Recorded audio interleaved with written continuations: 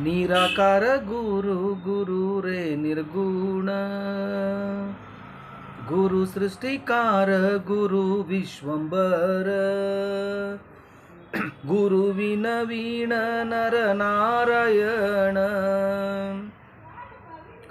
ಗುರು ಚರಿತಾಸೇಖರ ಪಾರಾಯಣ. ಎಲ್ಲ ಸ್ವಾಮಿ ಸಮರ್ಥರ ಭಕ್ತಾದಿಗಳಿಗೂ ನಿಮ್ಮನೆ ಹುಡುಗ ಸಂತೋಷ್ ಪತಂಗೆ ಮಾಡುವ ನಮಸ್ಕಾರಗಳು. ವೀಕ್ಷಕರೇ, ಇವತ್ತು ನಿಮ್ಮೆಲ್ಲರ ಸಹಾಯ ಸಹಕಾರ ದಿಂದ ಒಂದು ಸ್ವಾಮಿ ಸಮರ್ಥರ ಒಂದು ಪ್ರಾರ್ಥನಾ ಮಂದಿರನ ಕೆಲಸ ಮುಂದುವರಿತಾ ಇದೆ.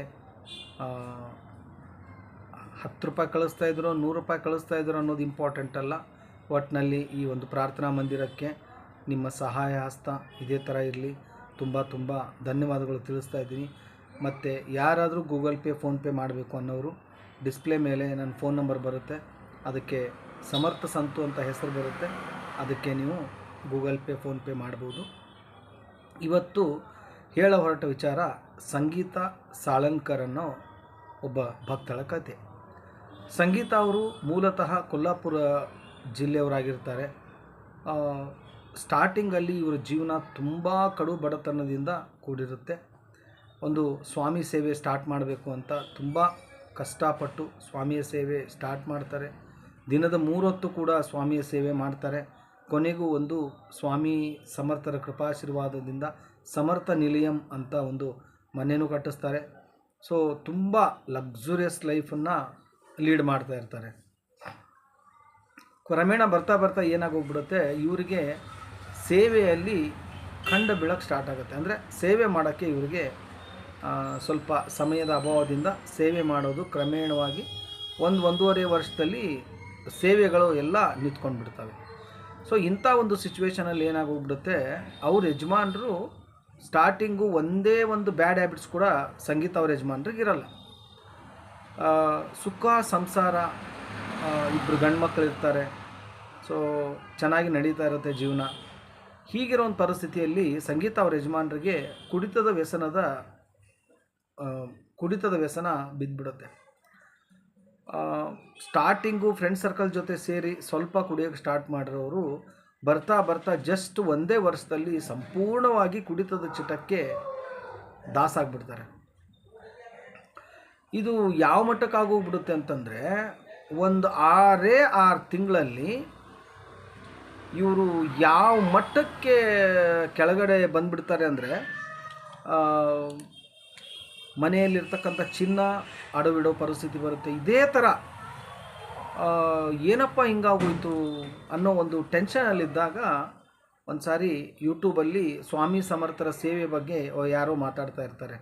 ಆವಾಗ ಇವರಿಗೆ ಜ್ಞಾನೋದಯ ಆಗುತ್ತೆ, ನನ್ನ ಜೀವನದಲ್ಲಿ ನಾನು ದೊಡ್ಡ ತಪ್ಪು ಮಾಡಿದ್ದೀನಿ ಅಂತ. ಸೊ ಅವತ್ತೇ ಇವ್ರು ಏನು ಮಾಡ್ತಾರೆ, ಯಾಕಂದರೆ ನೋಡಿ, ಚೆನ್ನಾಗಿರೋ ಸಂಸಾರ ಅದು ಹಾಳಾಗ್ತಿದೆ ಅಂತಂದರೆ ಅದನ್ನು ಕೈ ಹಿಡಿದು ಎಬ್ಸೋರು ಯಾರೂ ಇರೋಲ್ಲ ಜೀವನದಲ್ಲಿ. ಇನ್ನೂ ಹಾಳಾಗೋಗ್ಲಿ ಅನ್ನೋರೇ ಪ್ರಪಂಚದಲ್ಲಿ ಸಿಕ್ಕಾಪಟ್ಟೆ ಜನ ತುಂಬಿಕೊಂಡಿದ್ದಾರೆ. ಸೊ ಇಂಥ ಒಂದು ಸಿಚುವೇಷನಲ್ಲಿ ಇವ್ರಿಗೆ ಏನು ಮಾಡಬೇಕು ದಾರಿ ತೋರಿಸಲ್ಲ. ಕೊನೆಗೂ ಸ್ವಾಮಿ ಸಮರ್ಥರ ಕೃಪಾಶೀರ್ವಾದ ಏನು ಮಾಡೋಣ ಅಂಥೇಳಿ ಡಿಸೈಡ್ ಮಾಡಿದಾಗ ಆವಾಗ ಅಲ್ಲಿ ಏನು ಮಾಡ್ತಾರೆ, 7 ಸ್ವಾಮಿ ಸಮರ್ಥರ ಮತ್ತು 7 ಗುರುಚರಿತ್ರೆಯ ಪಾರಾಯಣ ಮಾಡ್ತೀನಿ ಅಂಥೇಳಿ ಸಂಕಲ್ಪ ಮಾಡ್ಕೋತಾರೆ. ಪ್ರತಿ ತಿಂಗಳು 1 ಸ್ವಾಮಿ ಸಮರ್ಥರ ಸೇವೆ ಅಂತೂ ಕಂಟಿನ್ಯೂಸು. ಪ್ರತಿ ತಿಂಗಳು ದತ್ತಾತ್ರೇಯ ಮಹಾರಾಜರ ಒಂದು ಪಾರಾಯಣ, ಗುರುಚರಿತ್ರೆ ಓದೋದು, ಈ ಥರ ಇವರು ಮಾಡೋಕ್ಕೆ ಸ್ಟಾರ್ಟ್ ಮಾಡಿದ್ಮೇಲೆ 1ನೇ ತಿಂಗಳೇ 1 ತಿಂಗಳು ಮುಗಿಸ್ತಾರೆ. 1 ತಿಂಗಳು ಮುಗಿಸಿದ ಮೇಲೆ ಇಮ್ಮಿಡಿಯೇಟು ಮನೆಯಲ್ಲಿರ್ತಕ್ಕಂಥ ಅವ್ರ ಗಂಡನ ಕೈಯಲ್ಲಿರ್ತಕ್ಕಂತಹ ಬ್ರಾಸ್ಲೆಟ್ನ ಒತ್ತೆ ಇಡುವಂಥ ಪರಿಸ್ಥಿತಿ ಬರುತ್ತೆ. ಇದೇ ಥರ 4 ತಿಂಗಳು ಕೂಡ ಘೋರ ಸಂಕಷ್ಟ, ಘೋರ ನೋವನ್ನೇ ಅವರು ಅನುಭವಿಸುವಂಥ ಪರಿಸ್ಥಿತಿ ಬಂದೊದಗುತ್ತೆ. ಆದರೂ ಕೂಡ ಸಂಗೀತ ಅವರು ಏನೇ ಮಾಡಲಿ ನಾನು ದತ್ತ ಮಹಾರಾಜರದು ಸ್ವಾಮಿ ಸಮರ್ಥರದು ಸೇವೆ ಬಿಡಲ್ಲ ಅಂತ ಡಿಸೈಡ್ ಮಾಡಿ ತಿರ್ಗಾ 5ನೇ ಒಂದು ತಿಂಗಳಲ್ಲಿ ಪಾರಾಯಣ ಸ್ಟಾರ್ಟ್ ಮಾಡಿದಾಗ ಪ್ರಪ್ರಥಮವಾಗಿ 1ನೇ ಅಧ್ಯಾಯ ಓದಿ ಅವತ್ತಿಂದು ಸಂಪೂರ್ಣವಾಗಿ ಸೇವೆ ಮುಗಿಸ್ತಾರೆ. ಒಂದು ಇಂಡಸ್ಟ್ರಿಯಲ್ ಎಸ್ಟೇಟಿಂದ ಒಂದು ಫೋನ್ ಬರುತ್ತೆ, ಇಲ್ಲ ನಿಮಗೆ ಒಂದು ಆರ್ಡ್ರ್ ಕೊಡಬೇಕು, ನೀವು ನಿಮ್ಮ ಯಜಮಾನರಿಗೆ ಕಳಿಸಿ ಅಂಥೇಳಿ. ಸೊ ಈ ಥರ ಒಂದೊಂದೇ ಆರ್ಡ್ರಸ್ಸು ಇವರಿಗೆ ಬರ್ತಾ ಹೋಗುತ್ತೆ. ಇಂಥ ಒಂದು ಸಿಚುವೇಷನಲ್ಲಿ ಒಂಥರ ಇವರಿಗೆ ಖುಷಿ ಅನಿಸುತ್ತೆ, 5ನೇ ಒಂದು ತಿಂಗಳಲ್ಲಿ ಈ ಥರ ಆಯ್ತಲ್ಲಪ್ಪ ಅಂಥೇಳಿ. ಸೊ 2ನೇ ತಿಂಗಳಲ್ಲಿ ಸುಮಾರು ಸಮಸ್ಯೆಗಳು ಇವರಿಗೆ ಕಡಿಮೆ ಆಗ್ತಾ ಬರ್ತವೆ. 6ನೇ ತಿಂಗಳು ಅವರು 7ನೇ ತಿಂಗಳು ಅವರ ಮಾಮ ಮತ್ತು ಅತ್ತೆ ಇವ್ರ ಮನೆಗೆ ಬರ್ತಾರೆ. ದತ್ತ ಮಹಾರಾಜರ ಸೇವೆ ಮಾಡೋದನ್ನು ನೋಡಿ ತುಂಬ ಖುಷಿ ಪಡ್ತಾರೆ. ಆದರೆ ಅವ್ರಿಗೆಲ್ಲೋ ಒಂದು ನೋವಿರುತ್ತೆ. ಸೊ ನನ್ನ ಮಗ ಈ ಮಟ್ಟಕ್ಕೆ ದಾರಿ ಬಿಟ್ಟಿದ್ದಾನಲ್ಲ, ಒಂದು ನೋವಿರುತ್ತೆ. ಬಟ್ ಅವಾಗ ಅವ್ರು ಏನು ಮಾಡಿಬಿಡ್ತಾರೆ, ಅವರ ಸೊಸೆಗೆ ಅಂದರೆ ಸಂಗೀತ ಅವರಿಗೆ ಒಂದು ದಾರಿ ತೋರಿಸ್ತಾರೆ. ಇಲ್ಲಮ್ಮ 7 ಬೇಡ 9 ಪಾರಾಯಣದ ಒಂದು ಸಂಕಲ್ಪ ಮಾಡು ಅಂಥೇಳಿ ಅದನ್ನು ಬಿಡೋದಿಲ್ಲ ಅವರು. 9 ತಿಂಗಳದ್ದಾದರೂ ಪರವಾಗಿಲ್ಲ ನಾನು ಮಾಡ್ತೀನಿ ಅಂಥೇಳಿ 9 ತಿಂಗಳದ ಒಂದು ಪಾರಾಯಣ ಸ್ಟಾರ್ಟ್ ಮಾಡ್ತಾರೆ. 9 ತಿಂಗಳು ಕಂಪ್ಲೀಟ್ ಆಗೋದ್ರೊಳಗಡೆ ಇವರು ಅವರ ಯಜಮಾನರಿಗೆ ಉನ್ನತವಾಗಿರ್ತಕ್ಕಂಥ ಒಂದು ಕೆಲಸ ಆಗಲಿ ಮತ್ತು ತುಂಬ ಉನ್ನತ ಮಟ್ಟಕ್ಕೆ ಹೋಗ್ತಾರೆ. ಆಮೇಲೆ ಕುಡಿತದ ಚಟದಿಂದ ಹೊರಗಡೆ ಬರೋಕ್ಕೆ ಕಷ್ಟ ಆಗ್ತಾ ಇರುತ್ತೆ ಅವ್ರಿಗೆ. ಆದರೂ ಕೂಡ ಇನ್ನೂ ಅವರು ಕುಡಿತದ ಚಟ ಬಿಟ್ಟಿಲ್ಲ. ಸೊ ಇನ್ನೂ ಇದೆ, ಬಟ್ ಅಷ್ಟರ ಮಟ್ಟಿಗಿಲ್ಲ ಅಂತ ಹೇಳ್ತಾರೆ ಸಂಗೀತ ಅವರು. ಬಟ್ ಸಂಗೀತ ಅವರು ಮಾಡಿರೋವಂಥ ತಪ್ಪೇನು, ನನಗಿವಾಗ ದುಡ್ಡು ಬಂದಿದೆ, ನಾನು ಯಾಕೆ ಸೇವೆ ಮಾಡಬೇಕು?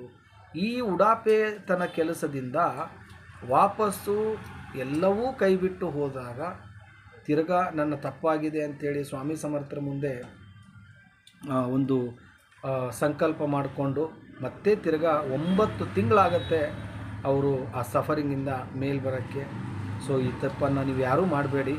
ಒಂದು ಸಾರಿ ಸ್ವಾಮಿ ಸಮರ್ಥರ ಸೇವೆ ಸ್ಟಾರ್ಟ್ ಮಾಡಿದ್ಮೇಲೆ ಕಷ್ಟಾನೂ ಸುಖಾನೂ ಆ ಸೇವೆ ಮುಂದುವರಿಸಿ ಅಂತ ಹೇಳ್ತಾ ಇಲ್ಲಿಗೆ ಈ ಒಂದು ವಿಡಿಯೋನ ಮುಗಿಸ್ತೀನಿ. ಮತ್ತೆ ಒಂದು ಹೊಸ ವಿಡಿಯೋ ತೊಗೊಂಡು ನಿಮ್ಮ ಮುಂದೆ ಬರ್ತೀನಿ. ಅಲ್ಲಿವರೆಗೂ ಶ್ರೀ ಸ್ವಾಮಿ ಸಮರ್ಥ. ಜೈ ಜೈ ಸ್ವಾಮಿ ಸಮರ್ಥ.